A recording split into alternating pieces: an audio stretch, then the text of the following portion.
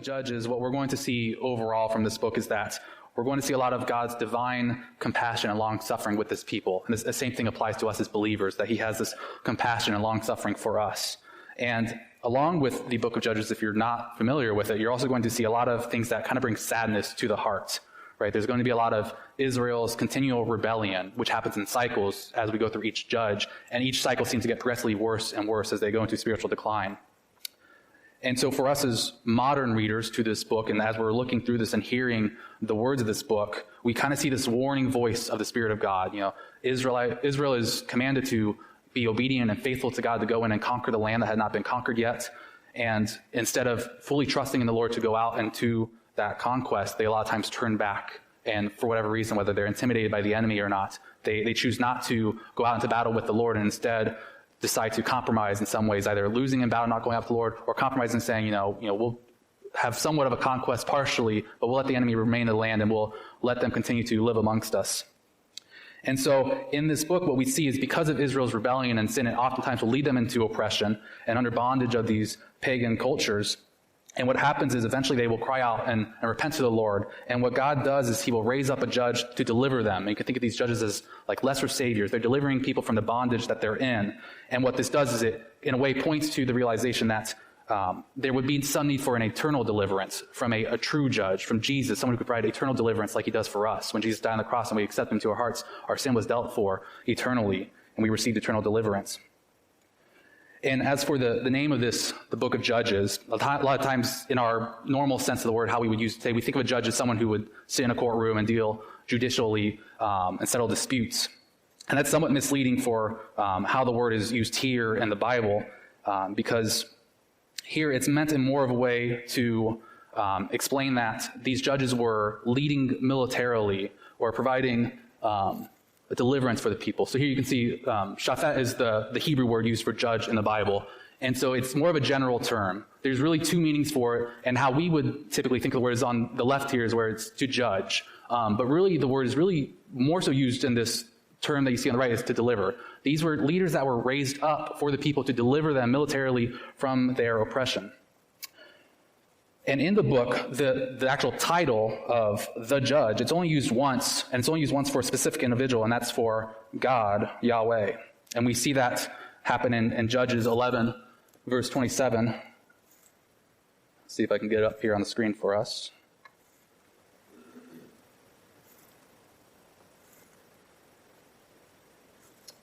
That's okay, I'll read it for us. So we see that title referred to for God only, and that's in Judges chapter 11, verse 27. And there it says, "Therefore I have not sinned against you, but you wronged me by fighting against me. May the Lord, the judge, render judgment this day between the children of Israel and the people of Ammon." And so, as I mentioned here, we see that this word for judge, our English word for judge, which is derived from the Hebrew word shaphat, is often used to describe the activity of the four of the major judges in this book, those being Othniel, Deborah, Jephthah, and Samson. And it's also used to describe the activities of five of the minor judges, which would be Tola, Jair, Ibzan, Elon, and Abdon. And so, again, you might see references to major and minor judges. All that means really is that, we have more detail about the major judges, and for the minor judges, there's less detail provided. Doesn't mean that the major judges necessarily were more prominent or better. It's just a matter of how much detail that we have for them recorded in this book. And so, just wrapping this up, continuing on the use of this word shaphat or judge, it's really only Deborah who we see serve in some judicial capacity, and that's in Judges chapter 4. So it's still possible that some of these judges did serve in some type of judicial capacity, but the overwhelming context of the book shows that they were more military leaders for the people. And again, we see this point that, despite all these judges, they're all raised up by God. God is the true judge for the people of Israel. He is the one who is giving the people into the hands of their oppressors because of Israel's sin, as a way to chastise them. He's also the one who is raising up these judges for the people. And when these judges are raised up, they don't deliver the people under their own power. They deliver the people, oftentimes it's accompanied by the Lord's Spirit coming upon them. And so it's the Lord's empowerment of these judges that enables them to carry out the deliverance of the people from their enemy. And so that's a very important thing even for our lives to understand. As believers, we have the Spirit indwelling inside us. And when we go to do things, whether it's in ministry or whatever it is, we can't try to take God's plan or God's ministry that he might have called us to and try to do it on our own actions. We should be doing it underneath the Spirit's empowerment. A lot of times we want to try to force things, or we think, hey, if I do X, Y, and Z, we continually, our human nature is to add so many things to it. And a lot of times if we just take a step back and let God work and let him use us, that's the most effective way. It is the most effective way for God to lead, because otherwise we're just getting in the way. And so as these judges, as they had this military prowess a lot of times to carry out these battles for the people, for some of the minor judges, we don't see any type of warlike deeds mentioned for them. It's only the minor judge Shamgar, who we'll mention at the end of this message. He's the only one of the minor judges where it shows some type of association to this military leadership. But again, just like we can't rule out the judicial aspect of these other judges, except for Deborah, we can't rule out the military leadership as well for these minor judges where it's not mentioned.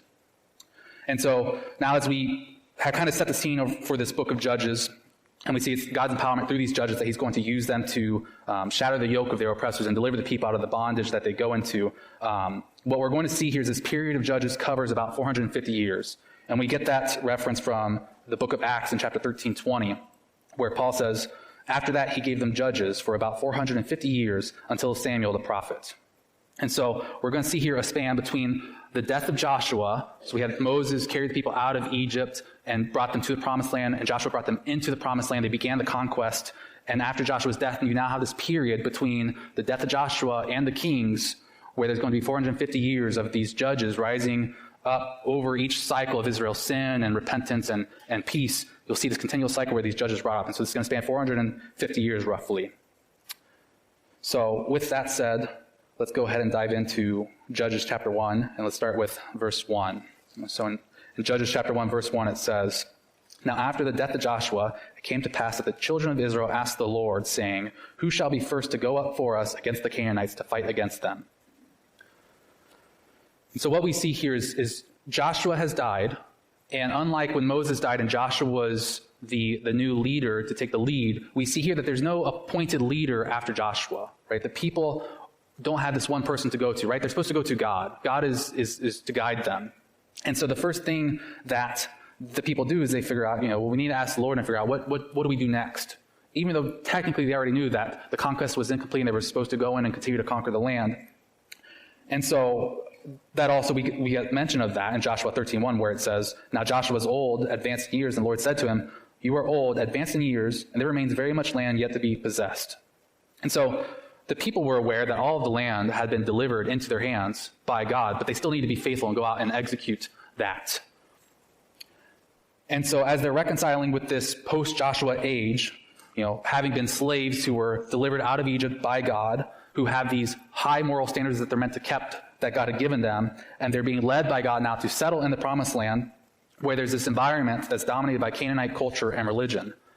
And they're going to need to make a decision about whether they are going to continue with God, continue to be faithful in carrying out the promise that God had laid out for them, or were they going to draw back and go in the direction of these pagan enemies and adopt their pagan practices and the wickedness that they were participating in. And so we see here in verse 1, Israel is now seeking out God for direction. And most likely the way that they would have done this is they would have cast lots. And for us, when we think about casting lots, it seems, really kind of like, a lot of times you see in society people have like crystals and stuff. How am I going to, get a word, from some medium? And so for us, it's very foreign because today we have the Holy Spirit dwelling inside us. When we need to consult God, we pray, and we have the Spirit who gives us, His word and what God's will is and reveals that to us. But in the Old Testament, this was really not abnormal.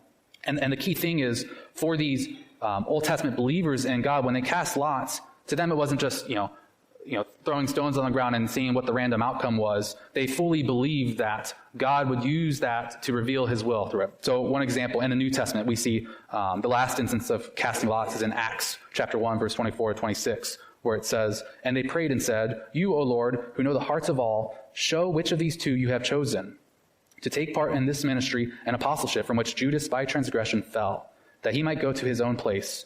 And they cast their lots, and the lot fell on Matthias, and he was numbered with the 11 apostles. So again, here you can see it was firmly believed that God would work through whatever device it was that they were casting to make his will known. And also in Proverbs chapter 16, verse 33, it says, the lot is cast into the lap, but its every decision is from the Lord. So again here, as they're figuring out what they should do next as they prepare to transition from this period of Joshua and looking to the Lord to see how they're supposed to move forward. Obviously, they may have cast lots to consult the Lord and figure out what this was. And what we see is the Lord responds in verse 2, and it says, "And the Lord said, Judah shall go up. Indeed, I have delivered the land into his hand." And so Judah here, the tribe of Judah, they're told that they're going to be the first ones, or they're to be the first ones to go up into the land and continue this conquest and battle of taking the promised land, which God had already, it says, delivered into their hand. And even though the land had been delivered into their hand, it's important to understand that there was still going to be a lot of hard fighting ahead. And the final outcome, there was no doubt that God would deliver the land into their hand as he had promised, but they were still going to need to take the responsibility to follow God in faithfulness to allow him to carry out that promise toward them. And so in verse 3, we're going to see this more, but God is basically telling them, the land has already been delivered into your hand. You don't need to rely on your own humanly strength to overpower the enemy. I'm with you. I'm going to go with you to do this. And so all they needed to do was be faithful and follow God into this battle to receive his promises. And so now, one thing to point out here in the book of Judges, what we're going to see is attention is given to the individual participating tribes of Israel, where in contrast in the book of Joshua, what we saw is more of a conquest that's viewed from the work of these united tribes under one leader, which was Joshua.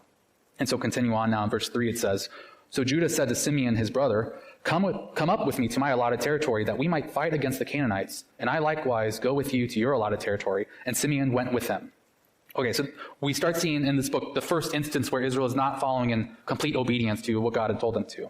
Whereas they requested of God what direction they should go, and God tells them that Judah shall go up first. The first thing that the tribe of Judah does is says, "Hey, tribe of Simeon, why don't you come up with us and go into battle with us? We can help you, you can help us, and we'll conquer the enemy together." And so instead of them going alone into this battle, they're looking for help, and they're looking for more humanly strength, rather than trusting in faith that God had already delivered the enemy into their hands, if they would just be faithful. And so both the tribe of Judah and the tribe of Simeon, they were both tribes of Leah. And in Joshua 19, verse 9, it tells us that the inheritance of the children of Simeon was included in the share of the children of Judah, for the share of the children of Judah was too much for them. Therefore, the children of Simeon had their inheritance within the inheritance of that people. So these two tribes, it's very likely, again, that they would naturally and humanly think, let's partner up together. Because one, the tribe of Simeon, their allotment was within the territory of the tribe of Judah. And the other thing to note about these tribes is Judah was known as the much larger and stronger of the tribes, whereas the tribe of Simeon was much smaller and weaker. So them working together, being within the same territory, and tribe of Simeon being smaller, it made sense for them to kind of work together, and it would have been easy for them to collaborate because their territory, the tribe of Simeon's territory, was within the tribe of Judah's.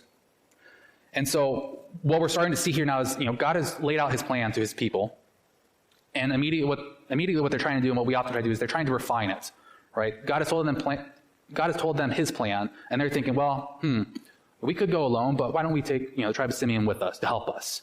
But that's not what God told them to do. God didn't tell them, make sure that you're strong enough to take them, size out the enemy first, and if you look like you're not prepared, go get more help. God told them to go in with full faith that God would deliver them in this battle, and they did not do that. And so as we continue on in chapter 1, verse 4, it says, "Then Judah went up, and the Lord delivered the Canaanites and the Perizzites into their hand, and they killed 10,000 men at Bezek. And they found Adonai-Bezek in Bezek and fought against him, and they defeated the Canaanites and the Perizzites." All right, so as we look at this king here that they're going up against, Bezek, the word Bezek means lightning, and Adonai means Lord or master. So if we put this together, we get Lord of Lightning or Master of Lightning. And so it's this very intimidating name for this powerful king that they're going to go up against. And as I think about, these terms, Lord of Lightning and Master of Lightning, one thing that's very common in our house today is we have Riley, our 1.5-year-old. She loves to watch the Pixar movie Cars, right? And you have a character named Lightning McQueen. And, for whatever reason, I have this nickname now. When I think of, Adonai-Bezek, this Master of Lightning, or Lord of Lightning, I think, this is, Lightning McQueen. And there is some parallel here, but really not much. So this doesn't go very far. But both of these kings, they were powerful. In the movie Cars, as it starts out, really, just in this opening scene, you have Lightning McQueen's, very arrogant personality, and he's going around the track. And as he's getting to the finish line, what happens is his tires start to blow out, and he doesn't win the race. And Mallory or some Pixar person will be technical and say, well, he didn't. He tied, so technically he won. But I guess if you're a soccer fan, you think tying is okay. But in my book, if you tie, that's a loss. And so what we have here is this king, and what happens with him is, in verse 6, what we read is it says, "Then Adonai-Bezek fled, and they pursued him and caught him and cut off his thumbs and big toes. And Adonai-Bezek said, 70 kings with their thumbs and big toes cut off used to gather scraps under my table, as I have done, so God has repaid me. Then they brought him to Jerusalem, and there he died. And so that's really the extent of this parallel goes with Lightning McQueen. Like both of them were, very powerful. Lightning McQueen loses his tires. Adonai-Bezek, he loses his big toes and his thumbs, right? And one of the things, you have big toes. Why do you need those? For running, right? You need stability, balance, for running, for speed. When you cut off someone's big toes, they lose that. When you cut off someone's thumbs, what does that do for them? In military, in battle, they can't wield a sword anymore. They can't draw back their bow because you need your thumb for those things. And so what they've done to this king who was powerful and who apparently had done this to 70 other kings, this cruel act of cutting off thumbs and big toes, they've done it back to him. And what does it say? It says that Adonai-Bezek says, as I have done, so God has repaid me. And so what this king is realizing, and what we all should realize, is that what we reap is what we will sow. Right? In Galatians chapter 6, verses 7 and 8, it says, do not be deceived. God is not mocked. For whatever a man sows, that he will also reap. For he who sows to his flesh will of the flesh reap corruption. But he who sows to the Spirit will of the Spirit reap everlasting life. And so with this king, Adonai-Bezek, this master of lightning or lord of lightning, what we see is that it didn't only render him powerless, but without his toes and big toes and thumbs, he wouldn't be able to perform manual labor, and it effectively reduces the person to really only be able to be a beggar. And that's what we see mentioned here when it says, when he would do this to other kings, that they used to gather scraps beneath my table. It would turn people into beggars. That's all they really could do anymore. And so this practice was common for this king. It was common for the cultures around Israel at this time to do this. There's ancient sources that show that this was done, that in these sources that have been found in Mesopotamia and Greece. But for Israel, it was really not a frequent practice or a common practice for them to do this. But in this sense of what we see here is that it was basically this king was reaping what he had done to other kings, and that perhaps is why Israel chose to do it this time to him, to repay him with how he was acting towards others in the same way. And so in verse 8 it says, now the children of Judah fought against Jerusalem and took it. They struck it with the edge of the sword and set the city on fire. And afterward the children of Judah went down to fight against the Canaanites, who dwelt in the mountains, in the south and in the lowland. Then Judah went against the Canaanites who dwelt in Hebron. Now the name of Hebron was formerly Kirjath Arba, and they killed Sheshai, Ahiman, and Talmai. And so here we see mentioned to Jerusalem, which was one of the oldest cities in the world, and it was not conquered again until the time of David, when he would unite the northern and southern tribes underneath his rule. And the name Kirjath Arba, it means city of four. So most likely what the city was a close-knit alliance of four cities. And the latter name Hebron that was given to it means confederacy or association, which also lends favor to this former name and understanding. Also, the Hebron, it was the capital of Judah during the first 7 years of David's reign. And so just laying some context to fill in, how to associate these names with other things that we know from the Bible. And in verse 11 it says, from there they went against the inhabitants of Debir. The name Debir was formerly Kirjath Sepher. And so for Kirjath Sepher, that means city of the book. And so this perhaps was an administrative city where records were kept. Continuing in verse 12, it says, then Caleb said, whoever attacks Kirjath Sepher and takes it, to him I will give my daughter Achsah as wife. And Othniel, the son of Kenaz, Caleb's younger brother, took it. So he gave him his daughter Achsah as wife. All right, so here we are introduced to Othniel, who in chapter 3 we'll find out is the first of the judges mentioned in this book. And so Othniel, he was a nephew of Caleb. Caleb, if we remember, he was one of the two spies who went out to scout out the promised land along with Joshua. He was one of the two spies that came back with a good report, whereas the other spies came back with reports discouraging the people of Israel from going in and taking the land, even though God had already promised that he would deliver them there. And so for Caleb's faithfulness, we see in the book of Joshua and also later on in the book of Judges that his faithfulness for this report was that he would be given the land of Hebron as an inheritance. And Caleb here, he understands the importance of beginning to delegate leadership to other people, right? They didn't have Joshua as a leader anymore. They didn't have Moses as leader. There wasn't this single focal point leader that the people would look to. Instead, the responsibility was now starting to fall on them. Like they needed to take up leadership into their own hands to be faithful and obedient to follow out God's command. And so Caleb here, he's giving an opportunity for someone to rise up in faithfulness to God's call, to go against the enemy. And so the other thing he does here is he offers his daughter to the person that would rise up and do this. And this might seem odd, but in a lot of ways this really makes sense, because if a person would rise up and go against Kirjath Sepher, that person would be acting in obedience and faithfulness to God, trusting in God to deliver them in battle. And so Caleb, to offer his daughter, he's offering his daughter to a man that's going to follow the Lord, which would make sense for any father. They want their daughter to go and be with someone that is faithful and obedient to the Lord. And so she would be in good hands. And so, again, he's given this opportunity for someone to step up into this leadership and to exercise their faith and demonstrate their obedience to God's command. And that person is Othniel, who does this. And it says in verse 14, "Now it happened when she came to him that she urged him to ask her father for a field, and she dismounted from her donkey, and Caleb said to her, 'What do you wish?' So she said to him, 'Give me a blessing, since you have given me land in the south. Give me also springs of water.' And Caleb gave her the upper springs and the lower springs." So what we see here is, after Othniel goes and takes Kirjath Sepher, his daughter goes to Othniel and says, "Hey, go ask my father for a field," right? This was an agrarian society. Agriculture was important. It was important to have a field to be able to provide and to sustain yourselves. And so Caleb's daughter is telling her new husband, "Go to my father and ask for a field." And what's funny is in this verse, the very same verse, when she's telling Othniel to go to her father, what do we see happen? It says she dismounted from her donkey, and she's the one that actually goes and makes the request. So we don't know what happened in between there. Why didn't Othniel go? But if you're a father, you probably can make the assumption that, if it's your daughter coming to you or your son-in-law, who you're most likely going to give more to? Probably your daughter. Your daughter is going to pull on your heartstrings a lot more than your son-in-law.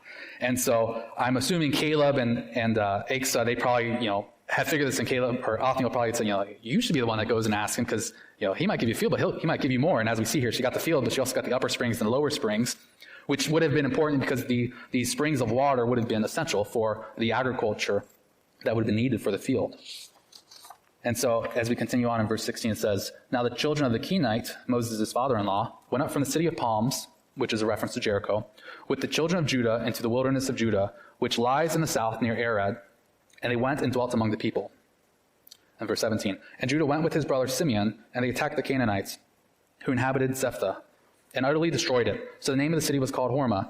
Also Judah took Gaza with its territory, Ashkelon with its territory, and Ekron with its territory." Okay, so what do we see with these cities mentioned? Gaza, Ashkelon, and Ekron, they were 3 of the major 5 Philistine cities.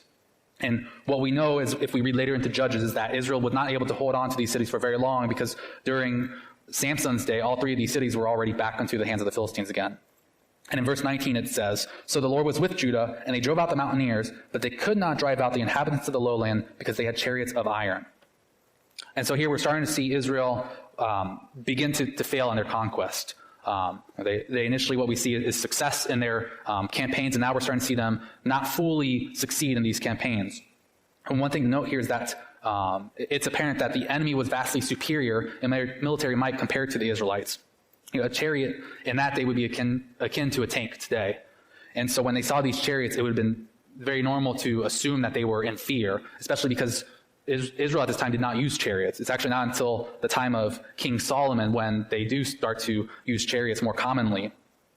And another thing to note here, it says that they drove out the mountaineers, but it says they couldn't drive out the inhabitants of the lowland. And this probably was because the chariots, they would have been more effective on the flat lands in these lowlands, whereas in the mountains, the chariots would have been less useful and less effective. So we can see here, partially one, that Judah failed to fully succeed in this campaign, and 2, that they're showing a sense of fear and a lack of faith in God, whereas if they would have continued in battle with faith, they would have been able to defeat these Philistine cities and perhaps even conquer all 5 of the Philistine cities instead of just these 3 that are mentioned here. And so, again, we see here, we're given this superficial reason to why they couldn't succeed. It's not that they couldn't have succeeded, they continued on. We're seeing the reason that they basically made an excuse of why they couldn't win in this battle. Another thing to note about these chariots is that in the book of Psalms, we see that what happened in Israel culture is that the chariot was viewed as indicating dependence upon human power rather than God's power. In Psalm chapter 20, verse 7, it says, "Some trust in chariots and some in horses, but we will remember the name of the Lord our God." And then in 2 Samuel chapter 8, verse 4, it says, "David took from him 1,000 chariots, 700 horsemen, and 20,000 foot soldiers. Also David hamstrung all the chariot horses, except that he spared enough for them for 100 chariots." So this word and term hamstrung, it refers to cutting the Achilles tendon of the horses, which would essentially render these chariots useless. And David's decision to do this demonstrate his belief in the importance of relying on God in battle rather than relying on human military strength. And so, again here, what do we draw from this? We draw from this the fact that, God is going to call us to do things that might seem difficult. It may not seem difficult initially when God reveals it to us either, but when we get into it, maybe we discover this is going to be more difficult than I thought. Maybe I shouldn't continue, or maybe I'm not the right person to do this. We'll get all these doubts in our head about why perhaps we heard God wrong. Maybe God wasn't actually telling me to serve in this ministry, or maybe I'm not really good at this ministry. And like the Israelites, the warning that we see here is we shouldn't be like them and just immediately turn back, right? When we're praying to God and it's clear that God is calling us to do something, even when we face difficulty, we should continue to go forward because God is with us. And if he's calling us to something, he will be with us to deliver us in that. And so now if we continue in verse 20, it says, "And they gave Hebron to Caleb, as Moses had said, and then he expelled from there the 3 sons of Anak. But the children of Benjamin did not drive out the Jebusites who inhabited Jerusalem. So the Jebusites dwell with the children of Benjamin in Jerusalem to this day. And the house of Joseph also went up against Bethel, and the Lord was with them." Verse 23. "So the house of Joseph sent men to spy out Bethel, the name of the city formerly Luz. And when the spies saw a man coming out of the city, they said to him, 'Please show us the entrance to the city, and we will show you mercy.' So he showed them the entrance to the city, and they struck the city with the edge of the sword. But they let the man and all his family go. And the man went to the land of the Hittites, built a city, and called its name Luz, which is its name to this day." All right, so now as we are getting towards the end of chapter 1, what we're starting to see more and more now is this incomplete conquest of the land, where initially, like I said, we saw that tribe of Judah had some success, even though from the beginning they were not entirely faithful to God's call because they recruited the assistance of the tribe of Simeon when they were told to go alone. And now we're seeing more and more that each of these tribes of Israel, they're failing to maintain their faith in God's complete deliverance over victory with their enemies, and instead are oftentimes settling and letting the inhabitants continue to dwell in the land. And in verse 27, this scenario continues. It says, "However, Manasseh did not drive out the inhabitants of Beth Shean and its villages, or Tanakh and its villages, or the inhabitants of Dor and its villages, or the inhabitants of Iblim and its villages, or the inhabitants of Megiddo and its villages. For the Canaanites were determined to dwell in that land. And it came to pass, when Israel was strong, that they put the Canaanites under tribute, but did not completely drive them out." And here's another, mark against Israel, as we see that when they were weak, they didn't fully trust in faith to drive out the enemy in the land. They didn't fully trust God to do that. And what we see here in verse 28, when they were strong and perhaps able to drive the enemy out of the land, what did they do? Instead of driving them out, they put them under tribute, which essentially means they brought them in as slaves and made them work and pay towards the tribes. And so what we're seeing is, even when they had the humanly power to do this, they still didn't obey God's command to drive out the people from the land. And later on, we'll see the importance of why God commanded them to drive out the people entirely. But continuing for now, in verse 29 it says, "Nor did Ephraim drive out the Canaanites who dwelt in Gezer. So the Canaanites dwelt in Gezer among them. Nor did Zebulun drive out inhabitants of Kitron or inhabitants of Nahalal. So the Canaanites dwelt among them and were put under tribute. Nor did Asher drive out the inhabitants of Akko, or the inhabitants of Sidon, or of Ahlab, or Aksib, Helba, Aphik, or Rahab. So the Asherites dwelt among the Canaanites, the inhabitants of the land, for they did not drive them out. Nor did Naphtali drive out the inhabitants of Beth Shemesh, or the inhabitants of Beth Anath, but they dwelt among the Canaanites, the inhabitants of the land. Nevertheless, the inhabitants of Beth Shemesh and Beth Anath were put under tribute to them.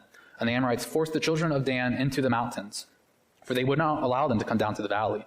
And the Amorites were determined to dwell in Mount Heres, in Aijalon, and in Shalbim, yet when the strength of the house of Joseph became greater, they were put under tribute.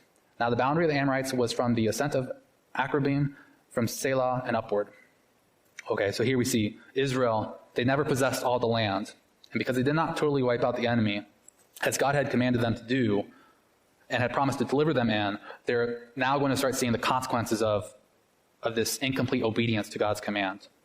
And so we get into chapter 2 now, and it says in verse 1, Judges chapter 2, verse 1, "Then the angel of the Lord came upon from Gilgal to Bachim, and said, I led you up from Egypt and brought you to the land of which I swore to your fathers, and I said, I will never break my covenant with you, and you shall make no covenant with the inhabitants of this land. You shall tear down their altars, but you have not obeyed my voice. Why have you done this? There I also said, I will not drive them out before you, but they shall be thorns in your side, and their gods shall be a snare to you." Okay, so if we remember Gilgal, this is the place where Israel first camped after they crossed the Jordan into the Promised Land. So this would have been between the Jordan River and Jericho. And what this warning being given here does is it also sets the stage for this book of Judges.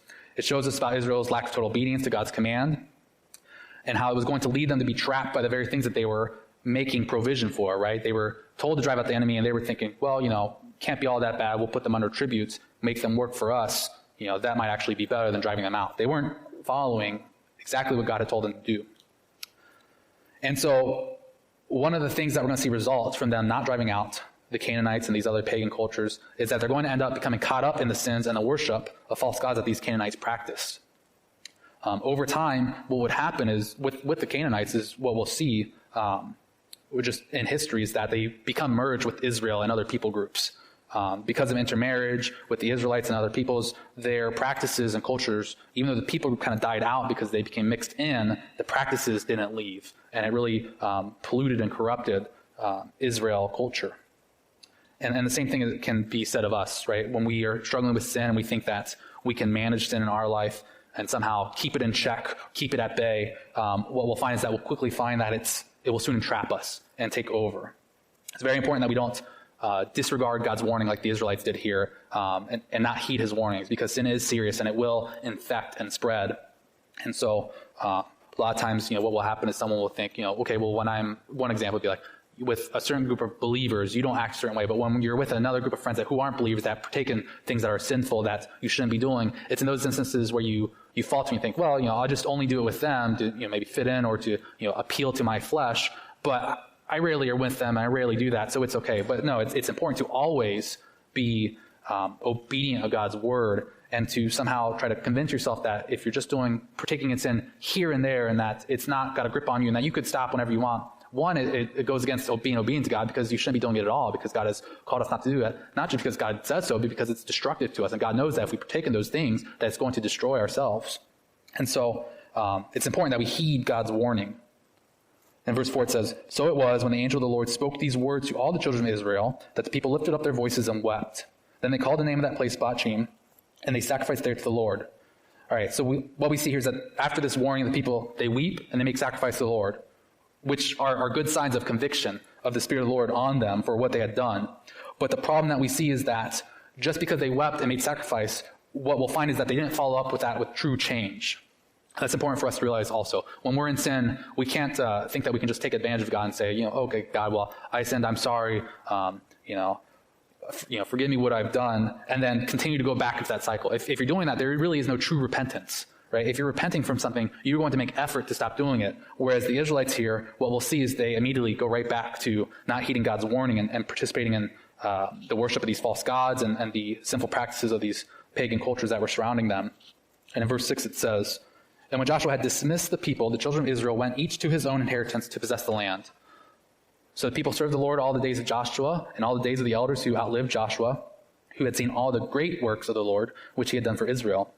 Now Joshua the son of Nun, the servant of the Lord, died when he was 110 years old, and they buried him within the border of his inheritance at Timnath-Heres, in the mountain of Ephraim, on the north side of Mount Gash. When all that generation had been gathered to their fathers, another generation arose after them, who did not know the Lord, nor the work which he had done for Israel."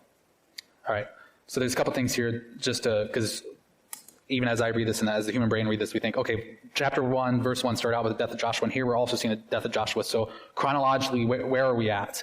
And so we'll go through a couple points and try to refocus us on why this is kind of laid out this way. Verses 6 through 10 here, what they're doing is they're paralleling the recording of Joshua's death in Joshua chapter 24, verses 28 to 31. We don't know necessarily whether one of the writers took from the other or vice versa. But what we do know is that one minor difference here from how it's recorded in Joshua is that it emphasizes the word great when referring to the great works of the Lord in verse 7. And so when we look at the context of the book of Judges, the focus here is always on the works of the Lord. And with the works of the Lord and his promises, there still comes the people's responsibility to follow and step into those promises so that they can enjoy the works that God has planned out. And whereas in Joshua, he had led united campaigns of Israel's tribes to defeat the Canaanites, there was still much work left to be done for each tribe to individually go back to their allotment and finish the conquest in their territories. And so the time period between Joshua's death and the period of the first judges arising is somewhere between 30 to 50 years.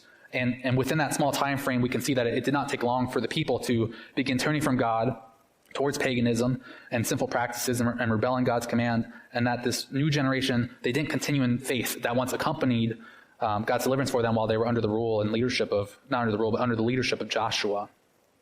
And so what the writer most likely doing here is by re-emphasizing and re-recording the death of Joshua in chapter 2, verse 7, is he's kind of setting the stage for now these, showing the end of that period and now entering into the first recordings of the actions of the judges that are raised up by the Lord. And so now in verse 11 it says, "Then the children of Israel did evil in the sight of the Lord and served the Baals, and they forsook the Lord God of their father, who had brought them out of the land of Egypt. And they followed other gods from among the gods of the people who were all around them. And they bowed down to them, and they provoked the Lord to anger. They forsook the Lord and served Baal and the Ashtoreths. And the anger of the Lord was hot against Israel. So he delivered them into the hands of plunderers who despoiled them, and he sold them into the hands of their enemies all around, so that they could no longer stand before their enemies. Wherever they went out, the hand of the Lord was against them for calamity, as the Lord had said, and as the Lord had sworn to them. And they were greatly distressed." Okay, so here we see mention to a couple of these Canaanite gods. A real quick summary. In Canaanite culture, there's the god El, who would be the chief god, and he's seen as the father of all gods and mortals in their culture. Although, even though he's like the chief god and the creator of all these other gods, his power was relatively weak. And so now what we see mentioned here in this passage, we're introduced to Baal, who was the son of El, and he was the god of the storm and rains. And then we also have Ashtoreth, who was a female fertility goddess and also a goddess of war and love. And when you see the plural form used, what that essentially is getting at is that, these gods, they would be worshipped in various different ways. There'd be various idols set up in different areas and locations. So that's why you'll see the plural form sometimes used to refer to these gods. And one thing to note that made Israel distinct from these cultures is that, a lot of these cultures, they had kings. They worshiped these false gods, but they were led by a human king. And whereas Israel, they were established underneath God. God was the one that called them, that set them apart, established these standards of how they should live righteously and obey him. And what happens is when Israel decided to live with these pagan cultures and start worshiping their gods, they began dissolving this bond that they had, which was based on this worship and obedience and faithfulness towards God. And so that one thing that held them together, because they didn't have a king or this leadership that led them, they were led by God. And when they left God, what we see is that quickly their society and their morals and their culture, they begin to spiritually decline, and everything starts to become disorganized and divided because they've gone on to follow the ways of their enemies and the Canaanite culture. In verse 16 it says, "Nevertheless, the Lord raised up judges to deliver them out of the hand of those who plundered them. Yet they would not listen to their judges, but they played the harlot with other gods and bowed down to them. They turned quickly from the way in which their fathers walked, and obeying the commandments of the Lord, they did not do so. And when the Lord raised up judges for them, the Lord was with the judge and delivered them out of the hand of their enemies all the days of the judge. For the Lord was moved to pity by their groaning because of those who oppressed them and harassed them. And it came to pass when the judge was dead, that they reverted and behaved more corruptly than their fathers, by following other gods to serve them and bow down to them. They did not cease from their own doings, nor from their stubborn way." And this is the cycle that we'll see over and over throughout Judges as each judge rises up. One, the people of Israel, they are disobeying God, they disregard obeying him, and they fall into sin. And two, that sin, it leads them into oppression and bondage by their enemies. And three, the people repent and eventually cry out to God for deliverance from these enemies. And four, God raises up a judge to deliver the people from this enemy. And then what will happen fifthly is that the people, they'll experience some time of peace. And then 6 is that they revert back to their sinful ways after the judge dies. So they go through the cycle, and a lot of times we can relate to this. We go through cycles of, we're doing really good and being obedient in our faith to God, and then some sin creeps in because we let our guards down, or we're unexpectedly, not taking it as seriously or heeding God's warning towards that, and it creeps in and we become, in bondage to the sin. Not in the literal sense, because when Jesus died on the cross, he broke that bondage of sin, but that sin can still take a grip on our flesh if we let it in. And so we go through these cycles of, stumbling and then getting back up, calling out to God for help, and he delivers us from that. And just because of our human nature, we oftentimes do go through that cycle over and over again throughout our life, kind of like what we see with Israel in this process here. And so it's important for us to just take a moment to reflect. With this cycle that Israel goes through in the book of Judges, we can probably find ourselves somewhere in that cycle today, and to reflect and figure out, okay, looking at where I'm at now, what do I do? Obviously, we go to God in prayer, but trying to avoid going through the declines that come with that, right? If we recognize that sin is at the door trying to get us and there's temptation there, we need to deal with it immediately. If we don't deal with it, we're going to suffer the consequences that we see here with these cycles that Israel went through. So no matter where you might be at in the cycle, or even in the future, you may find yourself somewhere in these cycles. It's important to reflect on that, take note, and always go to God, so that way we can overcome these things quickly without going through the consequences that Israel experienced when they didn't heed the warnings. All right, so in verse 20, and we might get this. We'll see. If we go too long, we'll just stop, and I'll ask Tom for another week. But I think we'll have time. So verse 20 says, Then the anger of the Lord was hot against Israel, and he said, Because this nation has transgressed my covenant, which I commanded their fathers, and has not heeded my voice, I also would no longer drive out before them any of the nations which Joshua left when he died, so that through them I may test Israel, whether they will keep the ways of the Lord to walk in them as their fathers kept them, or not. Therefore the Lord left those nations without driving them out immediately, nor did he deliver them into the hand of Joshua. Okay, so God was fully faithful, and he had kept his promise to them concerning the promised land. But it was Israel's disobedience toward God which resulted them in not experiencing the full promise. And it can seem odd here. What God decides to do is he says that he will leave the enemy in their land, and they will become oppressed by them. And why that might seem odd is because God had initially commanded them to drive out the enemy, because it was the Canaanite culture and these pagan practices that were going to draw them into sin, and God was telling them to drive them out so that you don't become influenced by that. And so now we see here as punishment, God is leaving the enemy in the land. And we think, well, that's why they stumbled in the first place. Why would he do that?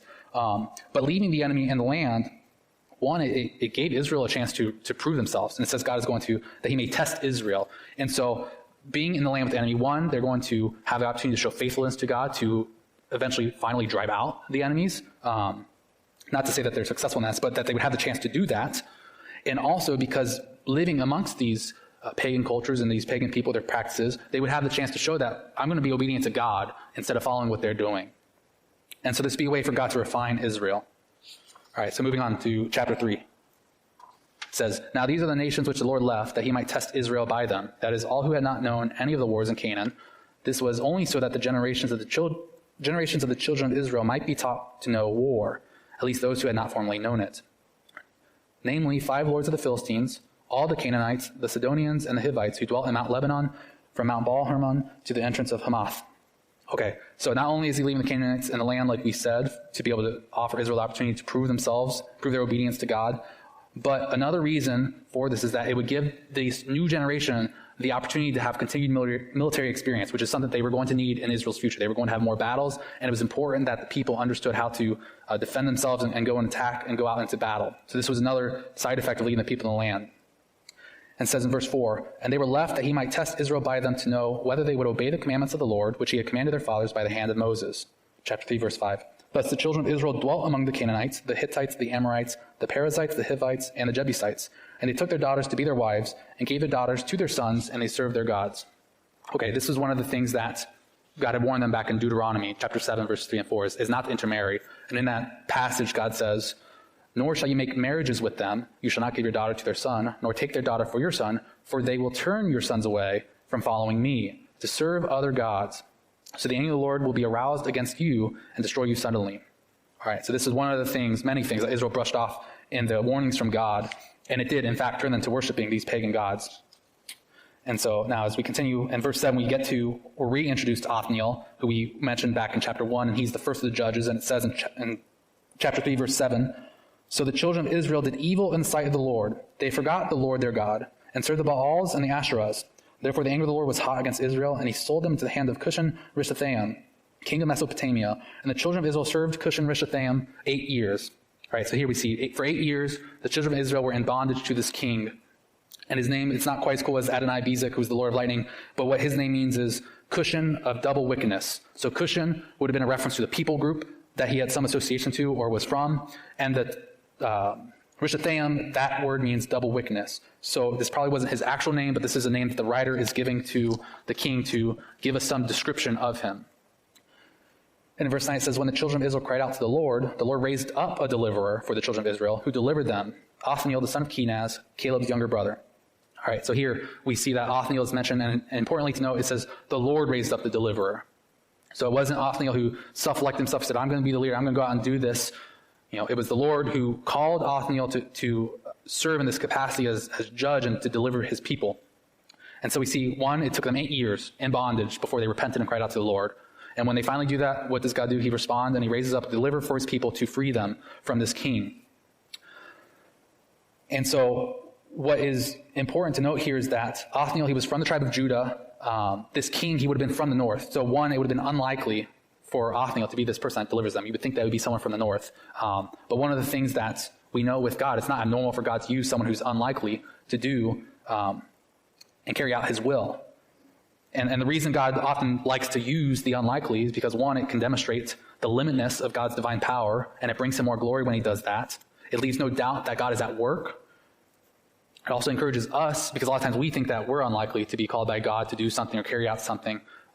But we see here in the Bible over and over again, God uses the unlikely candidates to carry out his will. And it just goes against our human expectations, right? We think, if someone's going to do something, it should be the person with the best skills for the job. And God doesn't always do that. God sometimes will call someone else who we would think is unlikely because it's not by their power, but it's by God's power that he's going to use them.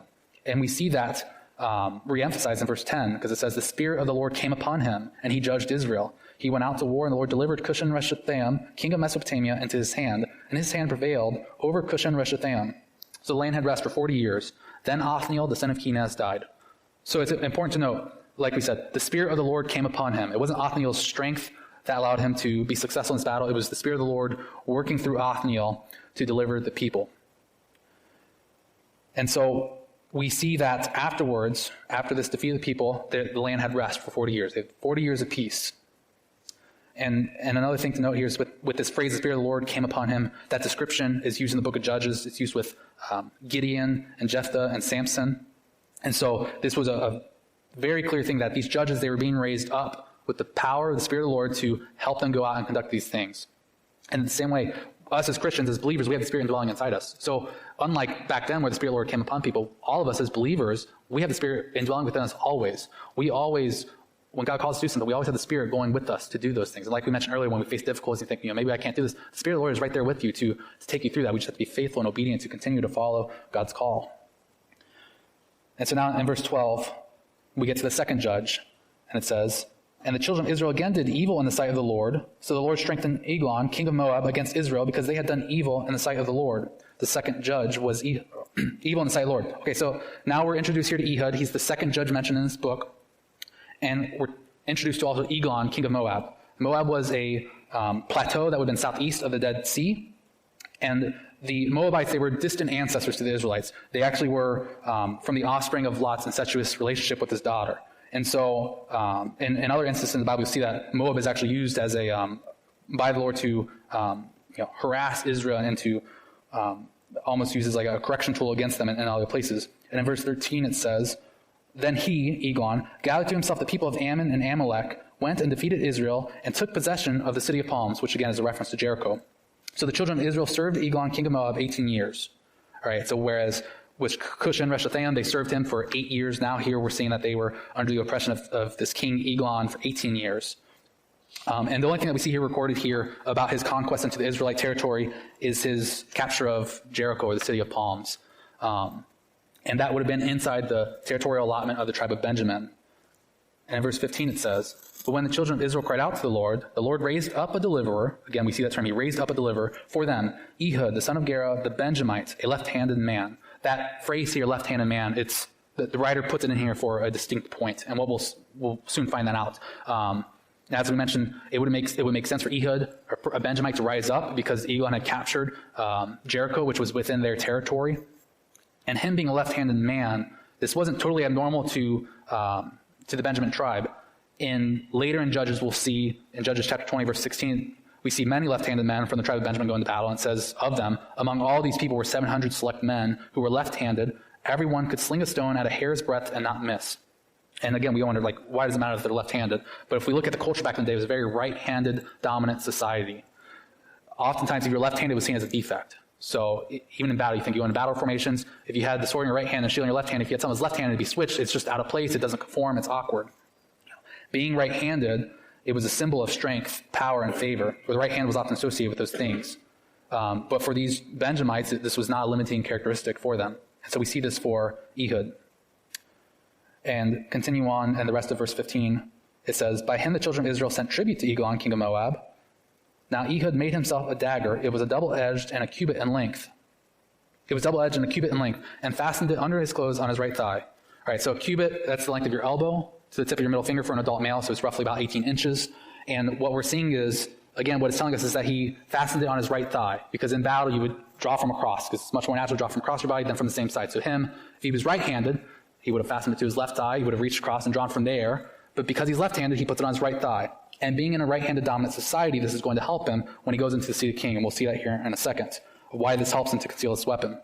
And so it says in verse 17, so he brought the tribute to Eglon, the king of Moab. Now Eglon was a very fat man. And again, we wonder why is this description in here, and later on we'll see why this plays out to Eglon's downfall. And it says, and when he finished presenting the tribute, he sent away the people who had carried the tribute. All right, so again, in verse 17, it describes Eglon, he was a very large man. Obviously, he was like very, very large. If this was today, like TLC probably would be contacting him to try to create a show for him because of how large he was. And the other thing we see with this is that it's the symbol of the flesh. This Eglon is the symbol of the flesh, and feeding the flesh, and we'll see that he does reap what he'll sow. And the other thing to notice is that they bring tribute, and so we see Ehud arrive, and he sends the transporters back, and most likely this tribute was agricultural produce, which would explain why he needed these other men to help him bring the tribute and transport it. And verse 19 it says, but he himself turned back from the stone images that were at Gilgal, and said, I have a secret message for you, O king. And he, Eglon, said, keep silence, and all who attended him went out from him. All right, so these boundary stones, they probably were this boundary between Benjamin's territory and the territory of Moab.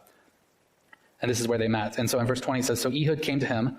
Now he was sitting upstairs in his cool private chamber. So here what we see is some time has passed. Ehud has now revisited him. And now Ehud is visiting King Eglon in his cool upper chamber, which would have been on the rooftop with open air, so the breeze could flow through and he could cool down. And it says, continuing in verse 21, that Ehud said, I have a message from God for you. So he arose from his seat. Then Ehud reached with his left hand and took the dagger from his right thigh and thrust it into his belly. Verse 22, even the hilt went in after the blade, and the fat closed over the blade, for he did not draw the dagger out of his belly, and his entrails came out. All right, so again, like we mentioned, because he was left-handed, as he would have entered into this king's private chamber, the servants there, if they would have checked him, because it was right-handed dominant society, they would have probably checked his left leg to see if there's any weapons, if they did in fact check him, and they would have found nothing because he was left-handed. So Ehud would have had it on his right thigh. So he has this plan, and his left-handed nature actually helps him to enter this chamber undetected in this sense, and carry out this plan. And one of the things that Ehud does in this plan is he entices the king's curiosity because he tells him he has a secret message from God. And one thing to note here is that the word that Ehud uses for God is Elohim, which would have been widely used throughout that region to refer to God, but he didn't use the word Yahweh, which would have indicated to the king that he was specifically referring to Israel's God. So using the term Elohim, which also in a way helps him to appease the king's curiosity and not suspect anything, because if this king had heard, I have a message from Yahweh, that king would be like, I don't serve Yahweh, I don't want to hear a message from him. And so that distinction is important, that he uses the term Elohim for God, which would have been common for them.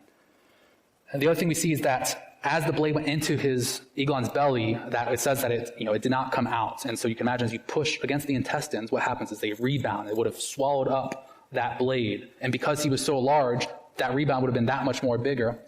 The other thing is with this dagger, it probably didn't have the typical crossguard on it because Ehud's intent was that this was going to go in and not come out. So that crossguard would have been removed so it could go in more easily. The other thing to note here, which gets more into this, like the graphic details, is that we see it says his entrails came out. If you have like King James version or another version, you might see it says that the dirt came out. I'll leave that up to your imagination on what that means. But the conjecture here, which is somewhat difficult, is that the word here used in the Hebrew, this is the only time it's used in the Bible. So there's nowhere else in the Bible that it's used, so we can't really draw context of what exactly it means. Like, did it mean his intestines? Did it mean the dirt? But some suggest, in some commentaries, that what that would mean is that the dagger entered in through his abdomen and proceeded downward, and you could say projected from the vent. And that's why you got make that connection with the term dirt, if you want. But anyways, moving on. We don't need to dwell on that anymore. Verse 23 says, then Ehud went out through the porch and shut the doors of the upper room behind him and locked them. And so he's delaying his detection. He goes, he inserts the dagger. The king is about to die from this wound. And as he's about to flee, he locks the doors of the private chamber. And this is smart because it is the private chamber. So the servants aren't going to just come barging in even if the doors are locked. They're going to be hesitant to enter. And in verse 24 it says, when he had gone out, Eglon's servants came to look, and to their surprise, the doors of the upper room were locked. So they said, he's probably attending to his needs in the cool chamber. So they waited till they were embarrassed. And still he had not opened the doors of the upper room. Therefore they took the key and opened them, and there was their master fallen dead on the floor. So here we see the genius of Ehud's plan is that, getting the king alone in the upper chamber and having the weapon fastened on his right thigh, which would have been unsuspecting for them to check, he's able to get away, and by the time he's gone, and by the time they find King Eglon dead on the ground, Ehud's out and long gone by then. And so what happens after this? In verse 26 it says, "But Ehud had escaped while they delayed and passed beyond the stone images," which we mentioned earlier probably was where the boundary line between these Benjamin and the Moab land, and escaped to Seirah. In verse 27 it says, "And it happened when he arrived that he blew the trumpet in the mountains of Ephraim, and the children of Israel went down with him from the mountains, and he led them. Then he said to them, 'Follow me, for the Lord has delivered your enemies, the Moabites, into your hand.'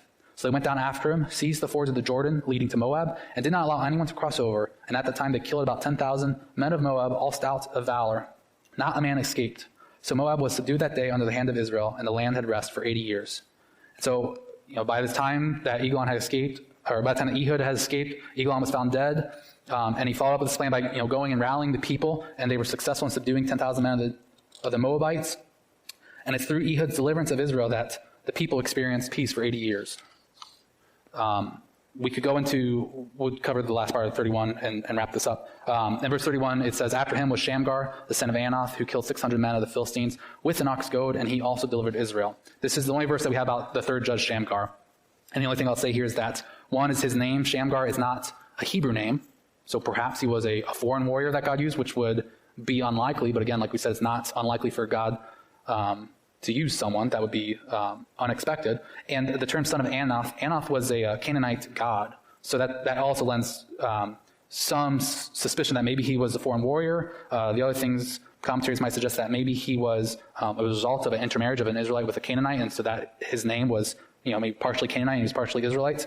And it says that he killed 600 men of the Philistines with an ox goad, which would have been a long 8 to 10 foot wooden pole with a sharp spike at the end, which was used to drive the oxen when they're plowing the fields.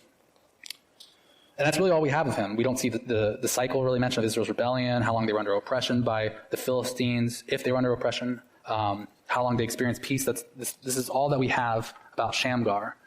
And so to suggest, why was he included in this? We just had this one verse, and he doesn't seem to follow the pattern of the usual judges. It's possible that, because the Philistines were and would be a future oppressor of Israel, that this significant attack that he carried out was important enough for the writer to mention and to explain how God had used him in this way, because his actions, in any case, would have benefited Israel. So, closing, how do we apply these lessons so far in Judges, what we've seen in these cycles, to us today, right? In our society, in a lot of ways, we see some parallels, right? We live in a society that's totally against God and wants to move away from God. And we as Christians, we are really, in more and more cultures, in the Middle East, we see Christians there totally stand out. They totally, stick out from the culture over there. And here in our country, we see more and more Christian practices are totally foreign and becoming rejected by society. And it's not much different than how the Israelites were in the pagan cultures and the Canaanites that they let dwell on the land, that they would have stood out too. And we're faced with the same challenge. Do we fail to continue to obey God and follow in his commands and follow his follow in faithfulness of what God tells us to do? Or are we going to bend to the corruptions and wickedness of society and adopt their practices and become ensnared in the trap that sin is that comes with that? And, like this period of Judges where Joshua had died and there was leaders that stepped up, we also, need to find ways, how is God calling us to lead? Because like I said, we all have the empowerment of the Spirit within us if we're believers. And so we all have this call, whatever that may be, specifically that we all are called to make disciples. In Matthew chapter 28, verse 19 and 20, Jesus says, "Go therefore and make disciples of all nations, baptizing them in the name of the Father and of the Son and of the Holy Spirit, teaching them to observe all things that I have commanded you. And lo, I am with you always, even to the end of the age." So even if we don't know our specific call, we know that we all have this call to make disciples and teach people what God has commanded to do. And also the same thing applies to us. We're also called to be obedient to those commandments. In John chapter 14, verse 15 and 17, it says, "If you love me, keep my commandments, and I will pray the Father, and he will give you another helper, that he may abide with you forever, the Spirit of truth, whom the world cannot receive because it neither sees him nor knows him. But you know him, for he dwells with you and will be in you." And so that's how I want to close this, is that, like these judges, they needed people to rise up, to follow in obedience and faithfulness to God. And we have the same call in our lives, in our society. Where we do that may be different. It might be in our workplace. It might be with our families. It might be with our friends, wherever it is. And if you're not sure about where that is, what do? Is we go in prayer to the Lord, and the Spirit will guide us to how are we being called to serve the Lord? What specifically is he calling us out to do?